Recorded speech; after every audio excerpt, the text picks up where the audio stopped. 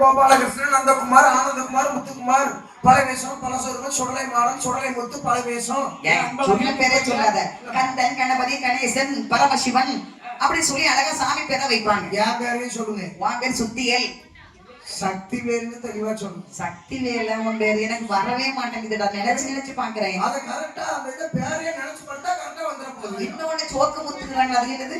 Soap முத்தா. சேக்கியமுத்து. அது எனக்கு வராது விடு.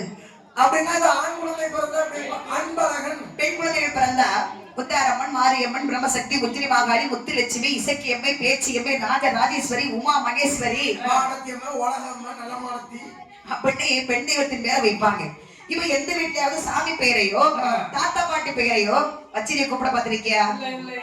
ஏன்னா அதெல்லாம் பழைய மாடல் ஆகி போச்சு. ஏன்னா தெய்வத்தினுடைய பெயரை வைத்தால் இப்ப வந்து கௌரவம் குறைஞ்சிருக்கு ஒரு சிலருக்கு நினைக்கிறாங்க. ஆமா, இப்ப எல்லாம் பாத்தீங்கன்னா காலேஜ் பசங்க போறாங்கன்னா அங்க ஸ்டைலா இருக்கணும் பேரு. அங்க போய் இப்ப ஒரு 100 பிள்ளைங்க இருக்கக்கூடிய இடத்துல மெட்ராஸ்ல பெரிய லயோலா காலேஜ்னு வைங்களேன். என்ன காலேஜ்? Loyola college. அது ஒரு தம்பி பேர் கரெக்ட் தானா? லயோலா காலேஜா? சரி, ஏதோ ஒண்ணு எனக்கு தெரிஞ்சதை சொல்றேன்னு வையா. சரி, பெரிய காலேஜ். அங்க போய் இருந்துட்டு 100 பேர் இருக்க இடத்துல பத்ரகாளி அப்படின்னா அந்த பிள்ளை நம்மள ஒரு மாதிரி கூப்பிடுறாங்களே, ஸ்டைலா இருக்கணும். ரெண்டாவது தெய்வத்தோடைய பேரை வச்சுன்னா அந்த குழந்தைய நம்ம மதிக்கணும். இப்ப என் பேர் என்னது? சுத்தியல். சரி, இல்ல சக்திவேல். அப்ப எனக்கு யார் பேரை விட்டுருக்கு? முருகன் பேரு. திருச்செந்தூர் முருகன் பேரை விட்டுருக்கு. ஆமா.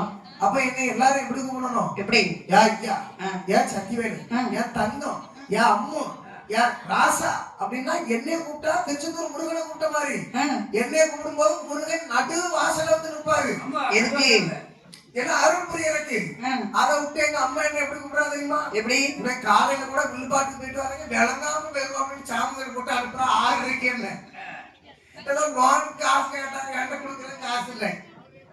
இடி விடுவான், அந்த விடுவாங்க. அதனால வந்து தெரிஞ்சுட்டு போட்டு உண்மைதானே. அதனால வந்து தெய்வத்துடைய பேர் வச்சிருக்கவங்கள மரியாதையா இதெல்லாம் எடுத்து யூடியூப்ல போட்டு விடுங்கப்போ நல்ல லைக் கிடைக்கும். பாருங்க வந்து ஞாபகம் காவலை தூக்கி வாய்க்கலாம் சுத்துறேன் அப்படின்னு. ஆகையினால் குழந்தைகளுக்கு வேர் சூட்ட வேண்டும் என்று சொல்லி பிரம்மகனியார்கள் எப்படி வேர் கொடுக்கிற பாருங்க. தன் குலத்தை ஒட்டியும் குடும்பத்தை ஒட்டியும் வேர் சூட்டுகிறார். குலம் பிரம்ம குலம், குடும்பமோ ராட்சத குடும்பம். அப்படியானால் இந்த மைந்தனுக்கு பெயர் பிரம்ம ராட்சுதன். அது அந்த காலத்துல பாரு ஒரு பேரு இந்த குழந்தைக்கு வைக்க மாட்டாங்க. ஆமா, எந்த ஒரு குழந்தையாக இருந்தாலும் துணை பெரியவரை பார்க்கின்ற போது நாளொரு நாளை வல்லமையாக வரும்படியினாலே இவருக்கு இன்னும் ஒரு பெயர் வல்லரக்கன்.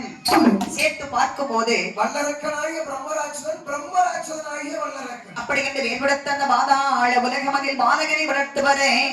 வல்லரக்கன் எப்படி வளர்ந்து வருகிறான் பாருங்கள். வளர்ந்து வருகின்றார். 1 2 வயதாச்சி 1 2